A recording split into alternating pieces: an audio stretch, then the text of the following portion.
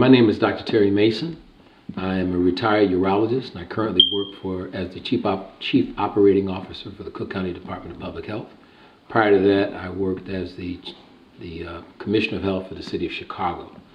And prior to that, spent about 26 years in private practice as a urologist in the City of Chicago. But I left that to really follow another passion. And that passion was really to understand why we were sick and what we could really do differently about that. And that put me on a journey to all kinds of things. There are a couple movies, if people are interested in learning more about it. One that was filmed right at Soul Vegetarian Restaurant. The interview was actually filmed in the dining room, right behind the main dining room in Soul Veg. Prince and I were sitting there when I got a call from them that they wanted to come and do this interview. And I was eating the famous soup at Soul Veg when they called for that. And we did that interview right there in Soul Vegetarian Restaurant. And it's in the movie Forks Over Knives. There's another movie coming out that's called Diet Fiction. Diet Fiction is another movie that really looks at all the different diets and compares them all and talks about which ones work and which ones don't. And lastly, a movie called Game Changers, where James Cameron financed a movie to look at all the top athletes in the world to prove that we're vegan, to prove that meat consumption is not necessary in order to be a top performing athlete. So be on the lookout for those because I think you'll enjoy them. But my work here currently is looking at this 400 years since being brought here as slaves, at least some of us. Some of us were already here. But one of the things that Prince and I have been talking about and looking at all of the egregious things that happened during this whole slave trade, both from the east coast of Africa, west coast of Africa, and up through the Cape and other parts, was this whole notion of what that has meant from a public health point of view. What has 400 years of slavery done to us as a people? Whether we're in America or in the Caribbean or in South America or even still on the African continent or in Europe. And when we try to think about all the things that were problematic, and there were many egregious things, but one of the things we decided to focus on was identity. That perhaps the most egregious things that happened during that time was that our identity was stolen from us. Name, language, culture, all of these things. So we became a people who became filled with and aspired to, unfortunately, the culture of our slave masters. And what Ricky Lee Allen in his paper that talks about global white supremacy, what we know is that global white supremacy is an intellectual construct. It is the overarching things that confers privilege to those who are identified as white and confers disprivilege to everybody who isn't. And as he talks about in his paper, it meant that they didn't have to respect anything black, which is why they could do or did what they did, whether they were Spanish or English or Portuguese or Dutch or whomever they were. And they stripped us completely and filled us with some vestigial part of themselves that really kept us almost at odds with ourselves. And we're seeing what we call the public health impacts of that today, especially in a place like Chicago when we see us killing each other, we see us not working together, we've lost more businesses in our community than we've gained in the last 30 years. Our children are not learning in school as they should. There are a number of issues that have gone on. Our families have been broken apart, and not because something's wrong with us, but there was a systemic activity. There were policies that were put in place under the guise of things like welfare and other things, some that had some positive things, but by and large, really were aimed at making sure that the family was broken apart. And even the religion that we became familiar with was not our own religion. It didn't speak in the language that we knew. And all of the images of everything that we saw in those Bibles were people who didn't look like us, which made us believe that we were not part of the whole scriptural narrative. And how does a people where everybody who is in power looks, and the people that are in the Bible all look the same? What kind of image was that to give us? And so meeting Prince and learning about what was going on and reclaiming who we are, at least as a Hebraic people, was very important in trying to put these pieces back together. My own journey was through the Nation of Islam, which is where I got the impetus to go and be a physician. I worked with the nation for several years until the death of the Honorable Elijah Muhammad, and then went on to Trinity United Church of Christ, then under the leadership of Reverend Dr. Jeremiah A. Wright Jr., one of the most brilliant biblical scholars you'll ever meet, but who also spoke from an I don't want to say just Afro, but from a more universal point of view. So whether we were in Jamaica or whether we were in South America or whether we were on the African continent, we could begin to see ourselves as one. The identity piece was spurred by the conversation that we had about this $10 billion skin bleaching cream industry.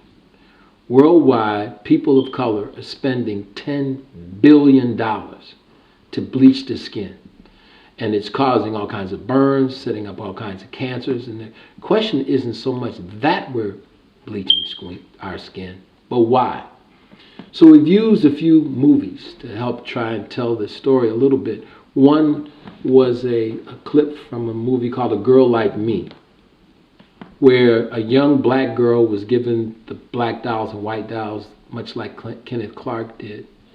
But the part that I tried to show exactly how bad this has been, when they asked the little girl which doll was she reached for the white doll. And then she began to push the doll forward, realizing then that that was not who she was. The next one that we use is a movie called Dark Girls. And there's a girl in that movie a dark-skinned black girl. And she said, I took my color from my father, and I hate him for that.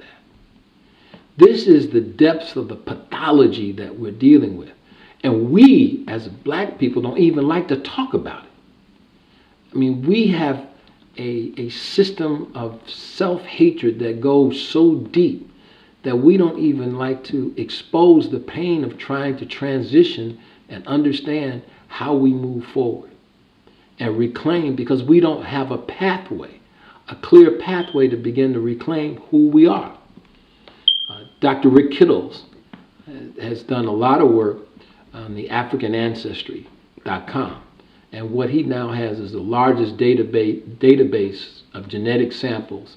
And he can almost tell you either both of your father's line and or your mother's line, pretty much where you come from, where the genetic pool that you are sourced from. So whether it's Gambia or wherever it is, that you can get in this genetic. And we're going to have a whole discussion with him at the Dusabo Museum coming up later this year. So that's in a nutshell. I didn't want to take a lot of time, Prince, but that in a nutshell is kind of where we are and what we're doing. I think my association with Prince Asiel is, he's indicated to you, we've been to Israel a couple of times. And walking that land, I mean, the horrific tragedy of not knowing who or whose you are, but even worse, replacing who you really are with something that you could never be, is the real tragedy. And I think that wherever we are, whether we're in Jamaica, I just came back from South Africa, and still many of the English customs, many of those things are still very much ingrained. The jurisprudence. We were just commenting about the law system. And there's a reason why we call law in America the criminal justice system. because it is a way to get justice for the criminal. It has never been about justice for the right. It's been about those men who have broken this law, the law of this land, for centuries, starting with, and not that being the real start, but inclusive of what was done to us when we were brought here and torn away from our family, our culture, our land, and our customs, which was probably one of the more egregious sins and crimes against humanity. And we still have not been appropriately, it could be such a thing as being appropriately compensated for that. Hasn't happened yet. As Prince was telling you earlier, as a physician who operated on many, many, many people for cancers and saw many, many people with strokes and heart attacks and things of that nature. As a matter of fact, when I leave here, I'm getting ready to go give a lecture about this very thing. We don't have a healthcare system in America. There is no such thing as a healthcare system in America. What we have is a system that detects and manages disease. It doesn't cure anything, which is why I left, because I got tired of not ever curing anybody of anything. We can take pieces of people out, and sometimes that's necessary. We can give people medications, and sometimes that's necessary. But we never ever get to why the person was sick in the first place and address the why. Most of the things that we see that we've been trained to look for are something that we call symptoms. And there is no disease in the entire universe, in the body of any human being, that produces a symptom in its earliest, most curable stage. By the time you have a symptom, by the time you have chest pain, you have probably greater than almost 85% narrowing or blockage of the blood vessel. By the time you have a stroke, or you begin to notice some of the symptoms of a stroke with this slurring of speech and what have you, you've already had significant blockage. And so what I decided to do was not to deal with the complication, but to deal with the cause. And what we've been steered away from is how to treat things from the cause, and actually how we can even avoid getting them all together. I'll give you an example. One of the things is a big problem is so-called heart disease. Well, I always ask people, well, what is a heart attack? Well, they say it's a blockage in the blood vessel. So I said, well, how did the blockage get there? Well, it got there, it was a buildup of cholesterol. How did the cholesterol plaques get there? They weren't just there all by themselves. They got carried by the blood. Well, how did they get in the blood? It got in the blood because something we ate digested or absorbed those things, put it in our bloodstream, and it was carried around through our entire body. So the real way to deal with this is not to just, obviously, you have to deal with the complication when it's there. But if we were to not eat the foods that contain the things that irritated the blood vessels, that caused the blood vessels to react and create the scab and the scar inside that caused you to have the blockage that ended up with a heart attack or a stroke, wouldn't that make better sense?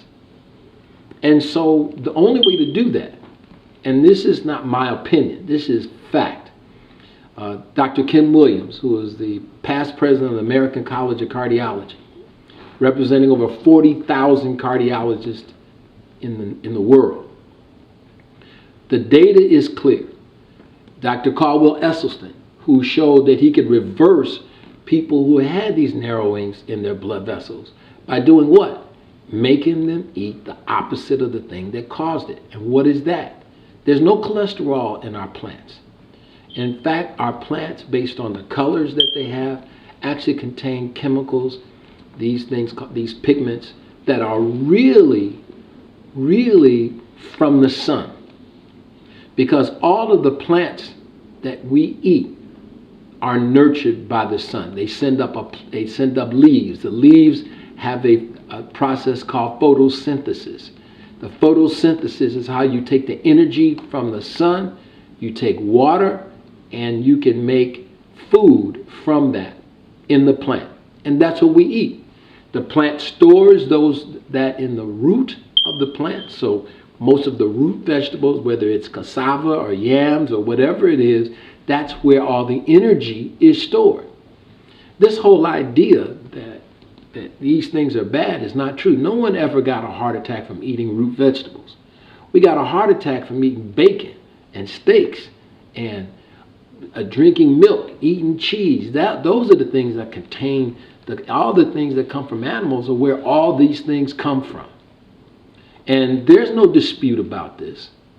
And so I decided that I'm going to take whatever time I have left on the planet to get this word out in a way that people can understand it. We don't need any special pills. We don't need to get a bunch of different supplements. All we need to do is eat as close to the way stuff comes out of the ground as possible, because that's where you get your fiber, that's where you get the vitamins, that's where you get the nutrients, that's where you get those phytochemicals that actually can help you fight those diseases if you have them and prevent them if you don't. What I'm going to talk about today is when you look at the light that comes from the sun, it looks white. But if you ever saw a rainbow, or if you ever took a prism and you bent that light, you would see all these different colors in that light. Now the composite makes it, all of them together makes it look white. But there's red, there's yellow, there's green, there's indigo, there's a spectrum, and all of this is energy. Remember, the sun is 93 million miles away from the earth. Light travels at 186,000 miles per second square. That light that we are getting today left the sun just maybe about a minute or two ago, because it's traveling so fast. But that light, when it's nurtured, when there is a plant that's nurtured by the soil, because that's where a lot of minerals come from. But that light energy, the reason that plant is green is because there's a thing called a chloroplast that's in the leaf of the cell. In the leaf, it's a cell in the leaf of the plant. And that leaf manufactures, it takes that, like I said before, it takes the carbon dioxide and it takes the sunlight and it creates, and water, and it creates a sugar that gives the plant life. And those plant leaves are so oriented automatically to make sure that they get the maximum opportunity to absorb that light. Other plants have other colors, the reds, the purples, the blues. All of these different colors are the colors that are in the spectrum of light. Now, what does that mean? Each of those spectra of light have a different wavelength. In other words, a different energy. And when we eat plants, what we're eating is the concentrated energy that was put into the creation of that plant that causes the body to be able to extract that energy for what it needs in terms of what we call nutrients. And then the ash, the thing that's left over from the fiber, is what gives us bulk to the stool to move that so that we could eliminate the waste byproducts in an efficient manner. That's what it's all about. I've oversimplified it, but that's what it is. So what should you eat? You eat those things that come out of the earth.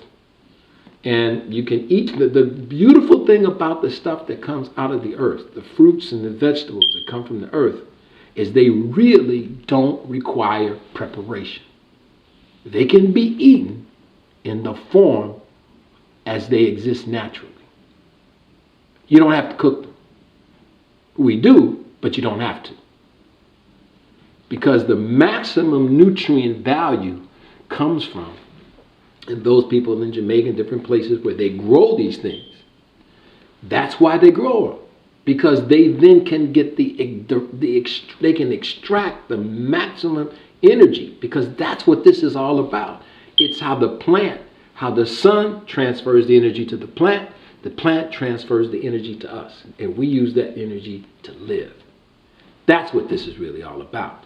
That stuff that comes out of a box, a can, or what have you, it's devoid of that. And the more it's processed, the further it's away from that natural state, the less of that energy to be transferred is available. That's what I'm talking about today.